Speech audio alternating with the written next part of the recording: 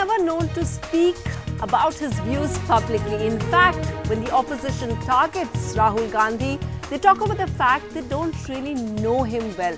They don't know about his views on important issues, of all the things that are dominating news at that time.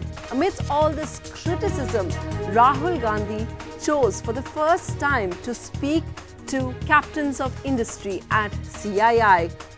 Of course, his team said that the only reason he's chosen now to speak is because he's now taken on a larger role. He's now number 2 in the party. But a lot of people feel that could the timing be aimed at 2014 when he could be the prime ministerial candidate? That's what many in his party have also said, that he is going to be the prime ministerial candidate. And could this be the Congress's pitch towards projecting him against the other prime ministerial candidate, and well, what many people think that would be BJP's prime ministerial candidate, Narendra Modi?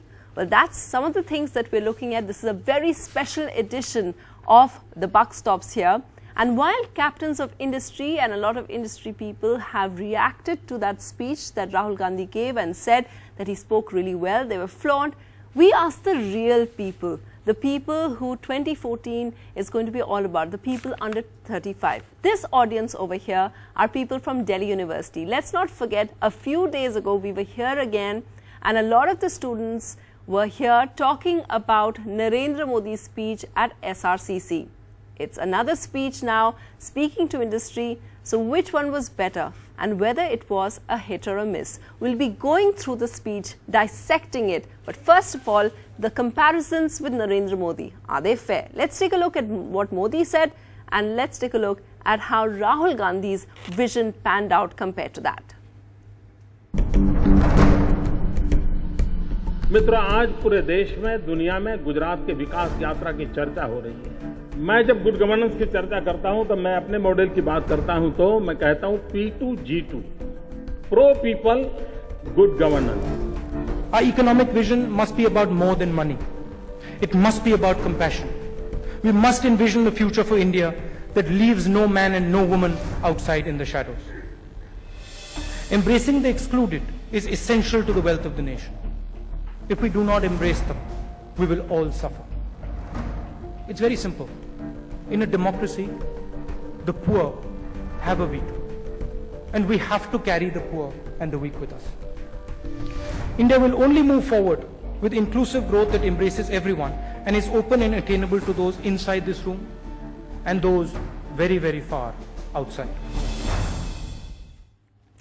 So when people talk about Rahul Gandhi and his speech, are the comparisons with Narendra Modi fair? And how do they compare? Is it really both of them pitching, both of them going and doing big speeches? Rahul Gandhi's speech was only supposed to be for 45 minutes, from 10:45 to about 11:30. It went on for quite some time. Is this a new style? Well, let's just ask some of the people over here. What did you think when people talk about the Narendra Modi versus Rahul Gandhi comparison? Do you think, what do you make of that?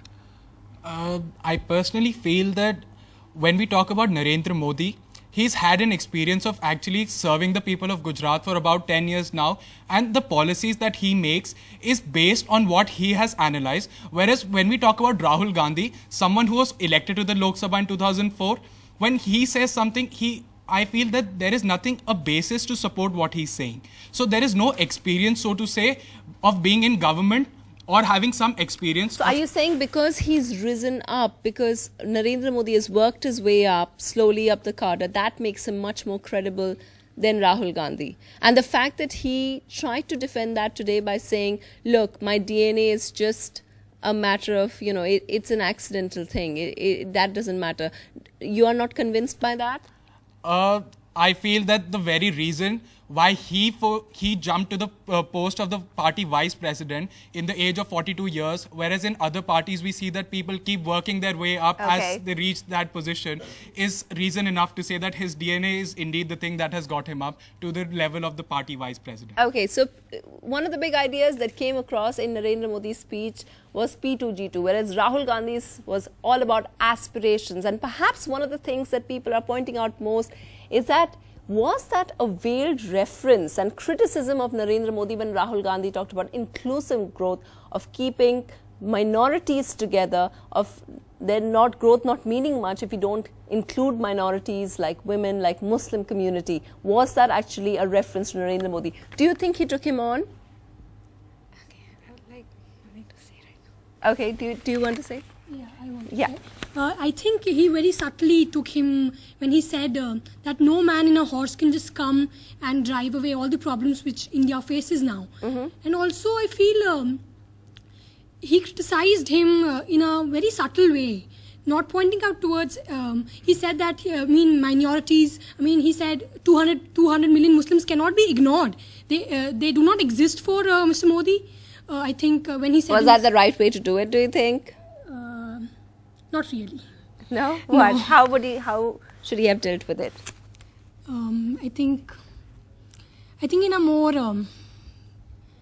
he was very subtle. I think if he is attacking So somebody, politicians need to be much more That gentleman at the back wants to say something. Yeah, go ahead. Yeah, in the backdrop of now this discussion is being made under the backdrop of 2014 elections for the prime ministerial candidate, right? So instead of just focusing on who's said what and how are they actually campaigning against each other, what is the basic criteria we want for a prime minister, right? He is the person who needs to develop the country, sustainable government, sound governance.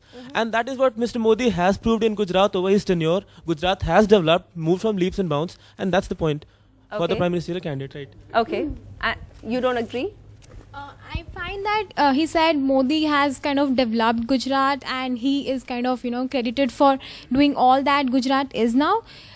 If we look at the facts, when Gujarat was not under the control of Modi, as we say, because he's too very authoritarian, okay, and Gujarat did develop. And if we see the CAG report, how much we crib about the CAG, but the CAG had said that, the undervaluation of the land that was responsible for kind of companies coming in, and there was also a deep fiscal problem in Gujarat. Okay. We never look at that. When we are talking about a person, it's very important that we look at on every aspect of it rather than just saying that he is completely responsible.